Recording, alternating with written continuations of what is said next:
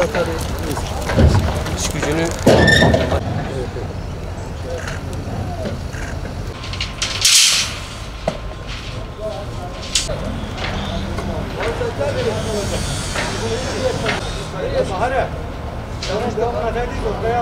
görüştürelim.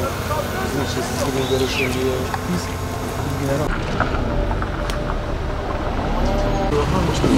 Şöyle bir sorunumuz var aslında. Aslında bizim sorunumuz ne olur?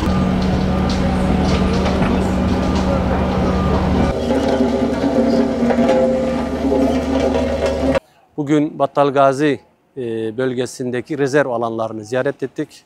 Göztepe Mahallesi'nde 38 ve 39 nolu rezerv alanındaki inşaat çalışmaları yerinde inceledik. Çok şükür hemen hemen bütün rezerv alanlarımız Battalgazi bölgesinde bitmek üzere. İnşaatlar başladı, o sebeleri çekildi, kazıları yapıldı. Birçok bölgede kazı neredeyse bitme aşamasına geldi. Hamdolsun inşaat çok hızlı yürüyor. Bu sene biraz kış erken bastırdı ancak tabi biraz da makinenin gücünü öne çıkararak çalışmalara ara vermeksizin müteahhit arkadaşlar devam ediyor. Her iki bölgemizde de hem 38 hem 39 nolu bölgede kayda değer bir sorun yok. İnşaat çalışması hızla devam ediyor. Artık burada hak sahibi olup konteynerde yol gözleyen hemşerilerimiz biraz daha sabır diliyoruz. Ama inşallah bahara şöyle bir Temmuz ya da bahar sonu dediğimiz bir dönemde artık hemşerilerimiz yavaş yavaş gelip burada evlerini görebilirler.